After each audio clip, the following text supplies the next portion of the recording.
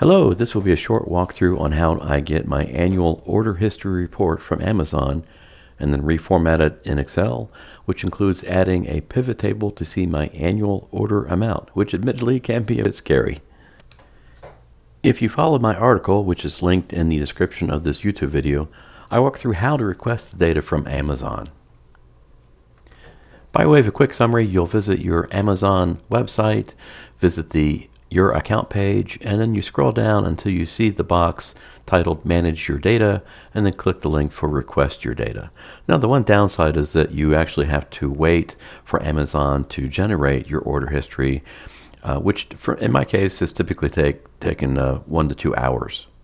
You'll eventually get an email, and when you click on the link in that email, you'll arrive at a page where you can then download your Amazon data as a zip file.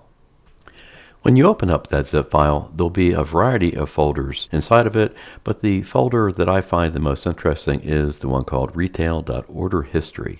So when you open up that folder, you'll find a CSV file inside, and depending on which spreadsheet you have, it will usually open up in your primary spreadsheet program. In my case, that's Microsoft Excel. So I'll go ahead and double click to open up that CSV file. Now, in the case of Microsoft Excel, you may see a prompt asking about the removal of leading zeros, and I always click on Don't Convert with zip codes in mind. Now, a few quick things I like to immediately do in this particular spreadsheet is that I like the top row to be bolded and then frozen so that as I scroll down, I always see that very top row. So if I just click on that first row and use the bold button and maybe a particular background color, that gives me a more visible top row. And next, inside of Microsoft Excel, I'll visit the View menu and I'll go to the Freeze Panes choice and click on the option for Freeze Top Row. And in this way, when I scroll down the page, I always see that top row still intact. Next, I always like to focus on the column that has total owed. That would normally be the total purchase price, which includes shipment and potential taxes for each item. So I may want to just bold that row, or excuse me, bold that column to have it stand out. So if I just click on, in this case, the J column, and then go back to the home menu and click bold, that will just help it stand out. So I had to click that twice since the top row already was bolded. Next, the other thing to point out is that if you scroll over to the right, one of the columns that's called the product name will certainly be of interest to you. And if I make that wider, I'll start to see those product names. And in this order history report, Amazon will list each item separately, even if in a particular order you had multiple items. And the other thing that I might often do is to insert a column nearby the product name where I'm able to review my list and look for those items that I might be classifying as a business expense if I happen to have a small business. So as an example, if I were to right click on the letter X, so I'll do a right click and then choose the insert option, that will give me a new blank column. Now, because of the width of text in this W column, it doesn't appear like it's blank, so I certainly could make that wider and then see that this is a blank column. And so in my new blank column, I might go ahead and give it a title like perhaps category, and then again, as I go to review my particular product names, I might designate which ones are for a business expense. Now, the next thing that I'll often do is reformat the date column. When we go find the order date, which happens to be the third column in this order history report, when we make that wider, we see that it's in a format that Excel or most any other spreadsheet is really not going to recognize as a date. So we need to do a little bit of formula magic to get this converted. So what I like to do is insert a new column for my reformatted date. So I'll do a right click here on the column D, choose Insert, and next I'll give it a name. It does need to be a different column heading than the existing order date. I'm going to call this my order date.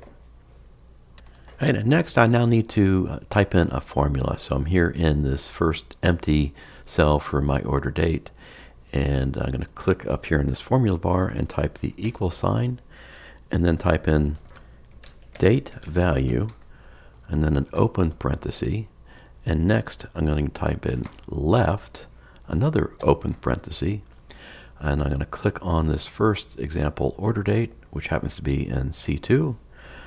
Type in a comma. The number of characters will be 10. So the left 10 characters represent the date. So I'll put in the number 10, a close parenthesis, and another close parenthesis, and hit the Enter key. Now what I end up with is just a number. But if I click back on that result, and here in my formatting bar for choosing my number format, I'm going to click and choose short date. And now I can copy this formula all the way down. So the fast way to do that is if I position my mouse just in that bottom corner until it turns into the black plus symbol and do a double click. And that will quickly copy that formula and the date format all the way down. All right, with that now done, we can now do a little bit of magic with a simple pivot table. So to create a pivot table from the sheet, I will visit the Insert menu and click on this top Pivot Table button.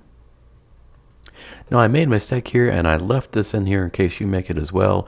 I had this D column pre-selected, and so the pivot table thinks that I want to make it just on that D column. So I'm going to click Cancel and make sure that my selection is not on any particular column or row, and go back to that pivot table button here at the top.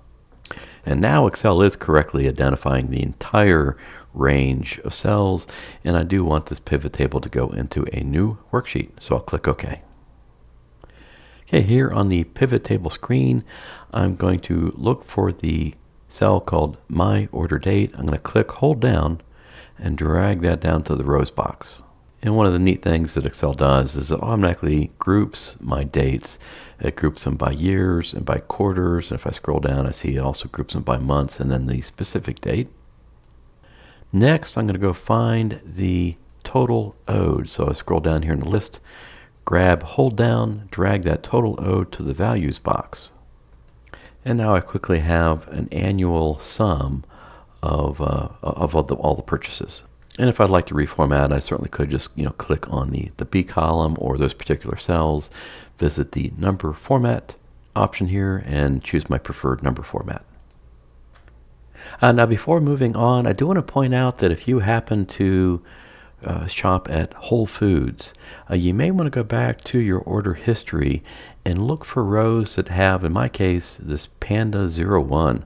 Those are actually whole food order purchases. So that might be something I actually don't want in my Amazon order history, so I might look for those rows and delete them from the spreadsheet. Then I'll go back to my sheet that has that pivot table. The other thing I might want to do is a quick chart. So as long as my mouse is clicked into any of these cells of the pivot table, I can visit the pivot table Analyze and choose on the pivot chart. And their first suggestion is a column chart, and that'll be fine. So I'll just click on OK. And there I've got a very quick chart to go with my Amazon purchases. All right. So I hope this video has been helpful, and hope you excel at your finances.